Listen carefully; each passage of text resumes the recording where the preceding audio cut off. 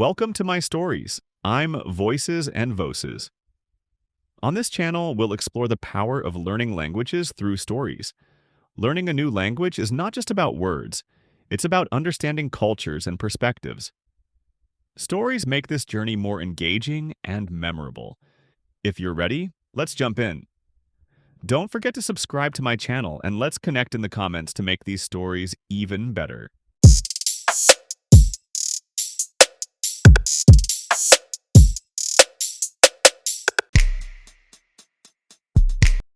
Jacob was lying on his couch, staring at the ceiling, when his phone buzzed.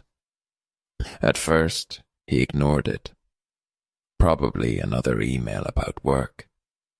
But then he saw the notification. You have a new match. A dating app? He frowned. When did he even download this? He opened the app and scrolled through old messages. Most were months old. Some were even unread. He didn't remember the last time he used it. But there was a new message. Hey, I saw your profile. You seem interesting. Want to grab a drink tonight? The woman's name was Laura. Her profile picture showed her sitting in a small café, smiling at the camera. She had short blonde hair and glasses. She looked normal. Normal was good. Jacob stared at the message for a while.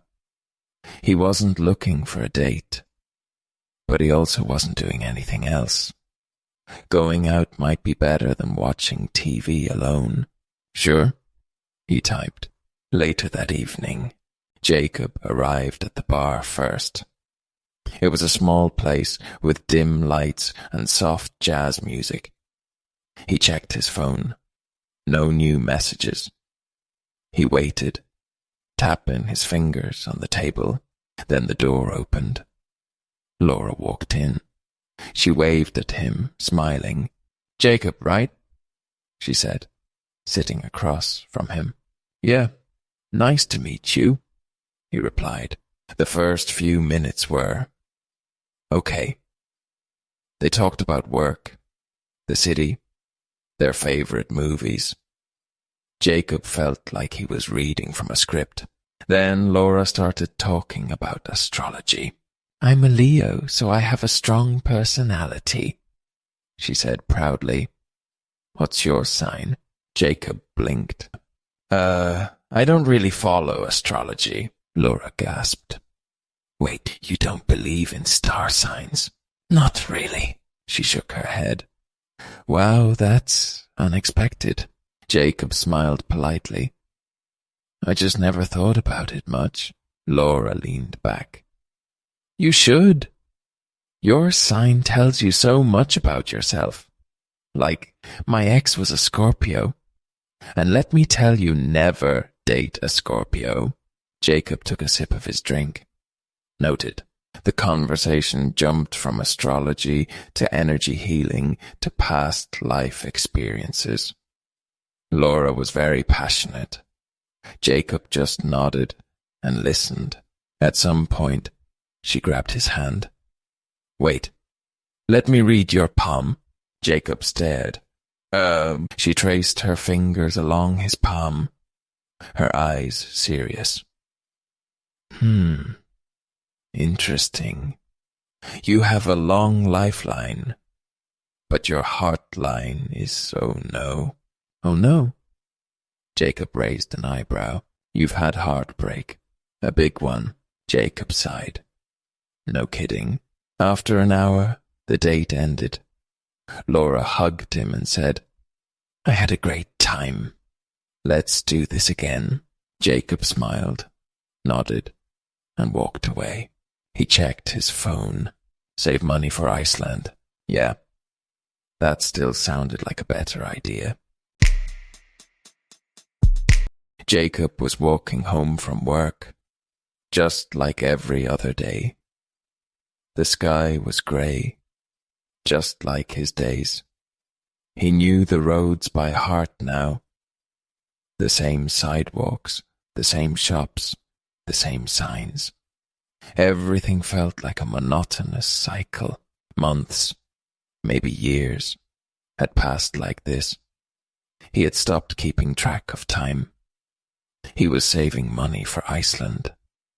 Apart from seeing a little more money in his wallet each month, nothing in his life had changed. That evening, as he was heading home, he walked through a street lit by the reflections of lights on tall buildings. Then his eyes caught a sign. Jacob stopped in his tracks. A strange feeling rose inside him. It was as if he had been here before. It took him a few seconds to remember. Years ago, he had come here for a job interview. Back then, he had been a different person. He had expectations for the future. He wanted to build a life. But now he was just passing through the days. He stepped closer to the building and looked inside through the glass. The lobby was exactly as he remembered. Shiny floors, serious-looking receptionists, and people in suits.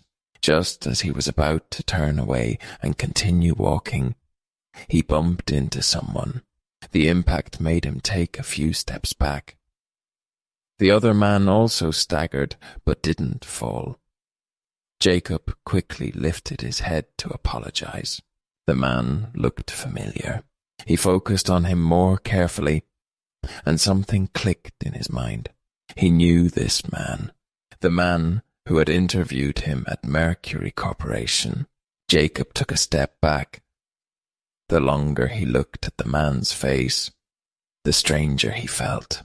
Mark hadn't changed at all. Not a single day had passed for him. Jacob's breath caught in his throat.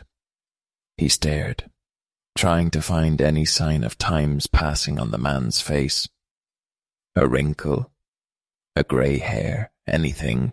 But Mark was exactly the same neatly combed hair, the same smooth skin, the same sharp eyes.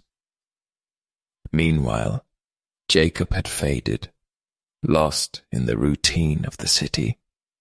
His face had aged. Dark circles had formed under his eyes. But Mark, it was as if time had never touched him. Jacob stared. His heart pounded in his chest. Mark looked at him, confused at first, then smiled politely. "My apologies. Are you all right?" Jacob couldn't speak. Mark Reynolds hadn't aged. Not one day. But Jacob, he had changed. He had grown older, tired. A lump formed in his throat. You don't remember me, do you?" Mark's smile didn't waver. "Should I?" Jacob swallowed hard. "I interviewed here. Years ago, you were my recruiter." Mark tilted his head slightly, as if thinking. Then he laughed lightly. "Oh, I see. We've had so many candidates over the years. I'm afraid I don't remember every face." Jacob's hands felt cold. "So many candidates." Mark gave a polite nod. "Well, I must be going. Have a good evening." And just like that, he walked away, disappearing into the crowd. Jacob stood frozen on the sidewalk, heart pounding in his chest. Something was wrong. Mark Reynolds hadn't aged, and Jacob had a terrible feeling that he needed to know why. Jacob decided to go outside for lunch after a long time. Normally, he stayed in the office, ate a quick sandwich, and went back to his computer. But today felt different. He had a strange feeling inside. He wanted to go out and get some fresh air. A cool breeze was blowing. He walked with his hands in his pockets, watching the busy city. People were walking fast, trying to get somewhere. Car horns, street vendors, ringing phones. all sounds mixed together. He was thinking about getting a coffee when he turned the corner and suddenly heard a familiar voice. "Jacob, we meet again." He looked up and saw Laura. She smiled, crossing her arms. Jacob was surprised, but smiled back. "It seems so." Laura tilted her head and squinted her eyes. "I told you we should meet again, but you didn't have to follow me. A message would be enough." Jacob was speechless for a moment, then realized she was joking and laughed. Laura quickly took his arm. "Okay, I am taking you for coffee.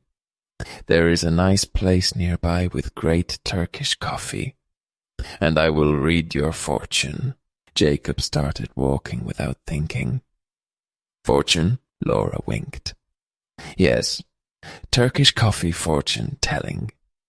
After drinking the coffee, we will turn the cup upside down, and I will tell you about your future." Jacob smiled. "Sounds interesting." The café Laura talked about was small but warm. The air smelled like fresh coffee. Wooden tables, old pictures of Turkey on the walls, and an old man reading a newspaper in the corner. When the waiter asked how they wanted their coffee, Laura answered, "I want mine medium, and he will have his sweet." Jacob raised his eyebrows. "Why sweet?" Laura shrugged. "Because sometimes life needs to be sweet." Jacob rolled his eyes but didn't argue. When the coffee arrived, Laura spoke like a professional. "Now drink it slowly. After the last sip, we will turn the cup upside down and make a wish." Jacob picked up his cup. The first sip was strong and rich. He wasn't used to this taste, but he liked it. A few minutes later, he finished his coffee. Laura took his cup, placed the saucer on top, and turned it upside down. "Now we wait for the coffee grounds to settle. Let's see what we will find." Jacob looked at the cup. He felt something strange but exciting. Would she really see something? Or was Laura just having fun? Laura picked up the small coffee cup and looked inside with a serious face. Jacob watched her, trying to understand if she really saw something or if she was just pretending. For a few seconds, Laura didn't speak.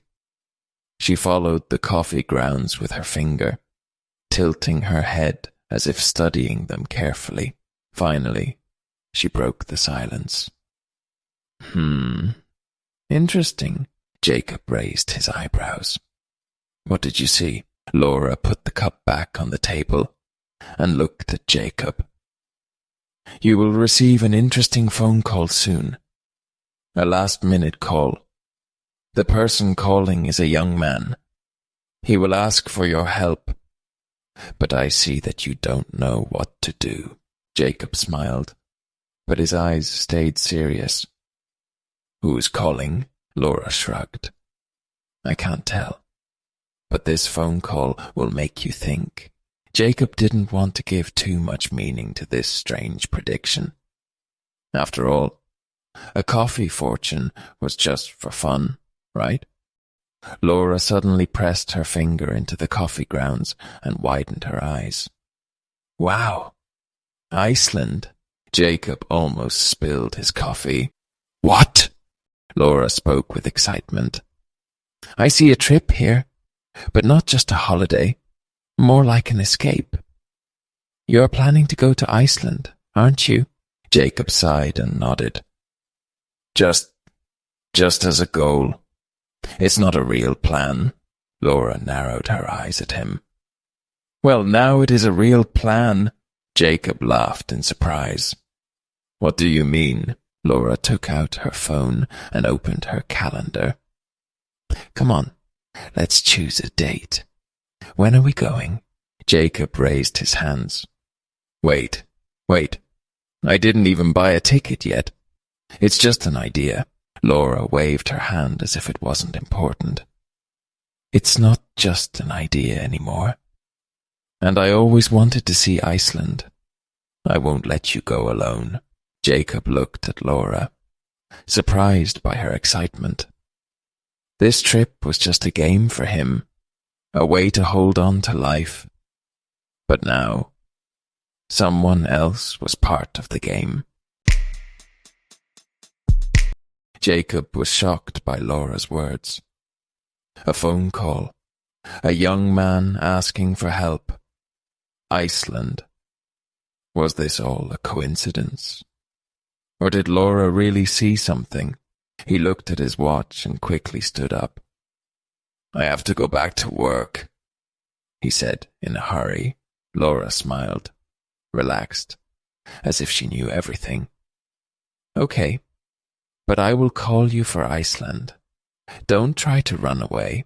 Jacob gave a small smile and left the cafe, but his mind was full of questions. Outside, the sky was cloudy, like it was going to rain. He put his hands in his pockets and walked back to the office. His steps felt heavy, and Laura's words kept repeating in his head. A phone call. Last minute. Someone will ask for your help. Who could it be? Jacob had no one in his life. He hadn't talked to his family in a long time. He lost contact with old friends. There was no one who would call him for help. When he arrived at the office, he sat at his desk and turned on his computer. He read emails, answered customer messages, but everything felt distant, like a dream. His fingers moved on the keyboard, but his mind was somewhere else. His only thought was, how did Laura know about Iceland? Even when he got home, his mind didn't change. He sat in the living room, turned on the TV, but didn't watch. He ate his dinner without even tasting it. Did Laura really see something? Or was it just a coincidence? And the big question, would that phone call really happen?